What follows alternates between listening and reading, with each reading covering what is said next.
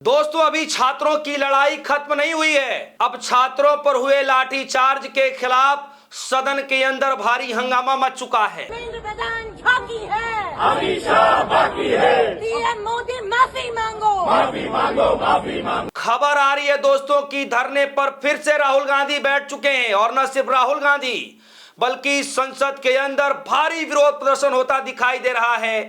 माफी मांगो, माफी मांगो, माफी मांगो। राहुल गांधी समेत 200 से भी ज्यादा सांसद मोर्चा खोल चुके हैं, यानी संसद के परिसर में। वापस लो, वापस लो,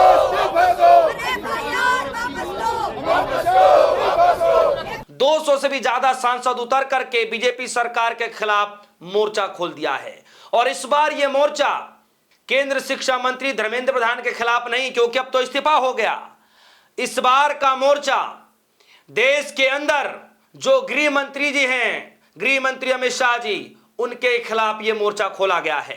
क्योंकि दोस्तों, आप सभी को पता है कि देश के अंदर जो छात्रों का आंदोलन चला, जिस तरीके से कई राज्यों में आंदोलन चला, बिहार से जो खबरें निकल कर आई, दिल्ली से जो खबरें निकल कर आई, कई राज्यों में लाठीचार्ज की जो खबरें आई दोस्तों, खास तौर पर दिल्ली के अंदर 20 जुलाई जिस दिन संसद मार्च का आह्वान किया गया था, और उस दिन पुलिस के द्वारा छात्रों के ऊपर लाठीचार्ज किया गया। और वो तस्वीरें दोस्तों दुनिया भर ने देखा, देश भर ने नहीं, दुनिया भर ने देखा। दुनिया भर में जब ये वीडियो वायरल हुई, राहुल गांधी ने मोर्चा खोल दिया।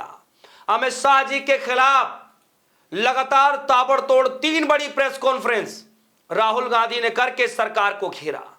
पहले किस तरीके से राहुल गांधी ने प्रेस कॉन्फ्रेंस किया, पीपीटी के जरिए, प्रेजेंटेशन के जरिए जो है राहुल गांधी ने सरकार को घेरा, बकायदा वीडियो चला करके 3 सवाल पूछ लिए। उसके बाद राहुल गांधी जिन छात्रों पर लाठीचार्ज हुआ उन छात्रों से मुलाकात करते हैं, उसके बाद प्रेस कॉन्फ्रेंस करते हैं। उसके बाद तीसरी जो प्रेस कॉन्फ्रेंस करते हैं दोस्तों, उस प्रेस कॉन्फ्रेंस में एक ऐसे व्यक्ति को लेकर के आते हैं जिस व्यक्ति के ऊपर बर्बरता की जाती है, लाठीचार्ज किया जाता है, और उस व्यक्ति को ला करके देश दुनिया के सामने राहुल गांधी खड़ा कर देते हैं। कायदे में देखा जाए तो वो व्यक्ति, मैं बताऊं तो, एक आंख से शायद देख भी नहीं सकता। उसके बाद राहुल गांधी ने प्रेस कॉन्फ्रेंस करके, चौथी जब प्रेस कॉन्फ्रेंस की राहुल गांधी ने, तो उस वक्त देश के गृह मंत्री अमित शाह जी से सीधे सवाल पूछ लिया। और न सिर्फ सवाल पूछा बल्कि देश के गृह मंत्री अमित शाह जी से 2 पन्नों का लेटर लिख दिया कि आपको जवाब देना पड़ेगा कि कौन है इसके पीछे के जिम्मेदार, किसके कहने पर, किसके आदेश पर छात्रों के ऊपर लाठीचार्ज हुआ। वापस लो,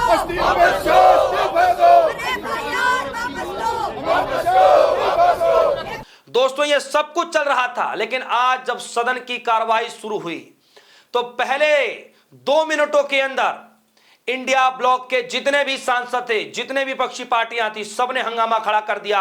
और 2 मिनट के अंदर ओम बिरला साहब को कुर्सी से उठने पर मजबूर होना पड़ा।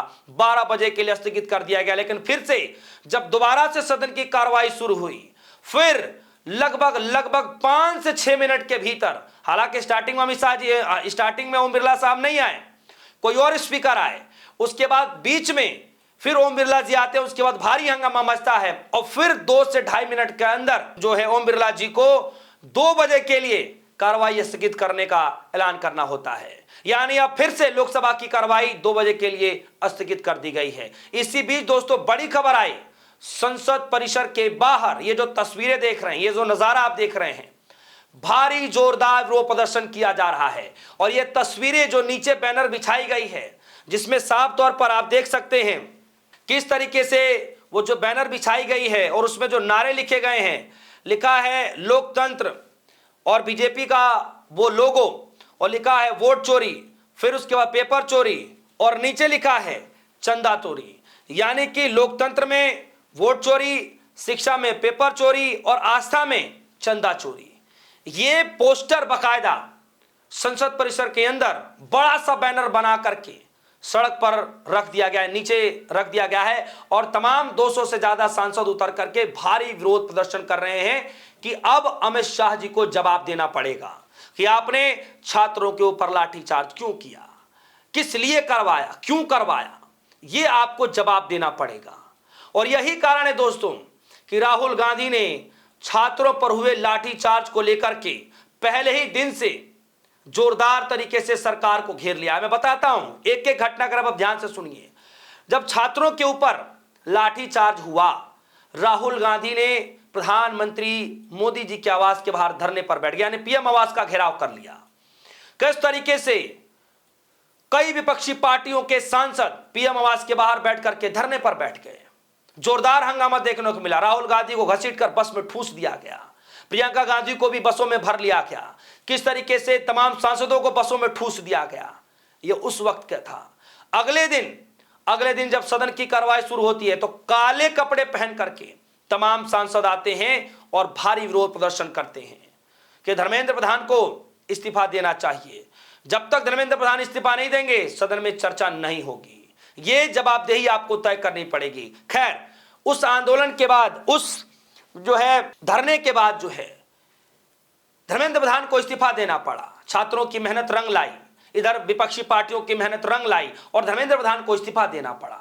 उसके बाद भी आज सदन के अंदर जोरदार हंगामा देखने को मिला। सदन परिसर में भी जमकर नारेबाजी की गई और सदन के अंदर भी दो बार ओम बिरला जी को कुर्सी से उठाने पर मजबूर होना पड़ा।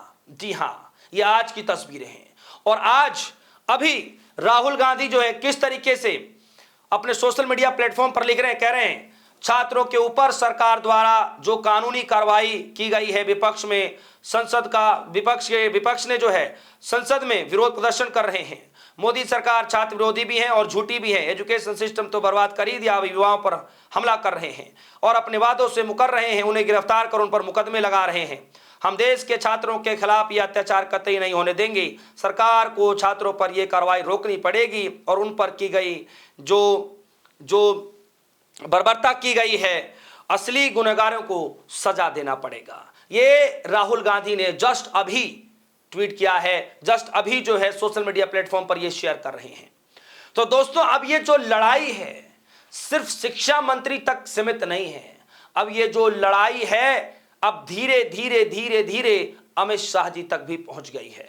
राहुल गांधी ने न सिर्फ 2 से 3 बार 4 बार प्रेस कॉन्फ्रेंस की, बल्कि 2 पन्नों का लेटर लिखा और आज सदन परिसर के अंदर जोरदार हंगामा देखने को मिल रहा है। आगे क्या कुछ होगा, क्या कार्रवाई होगी, अमित शाह जी को क्या बोलना पड़ेगा, बहुत सारी चीजें खबरें पर सबकी नजरें निगाहें हैं। जो भी अपडेट होगा मैं आप सभी तक अपडेट जरूर देता रहूंगा। फिलहाल के लिए दीजिए इजाजत। देखते रहिए DS4 न्यूज़। धन्यवाद।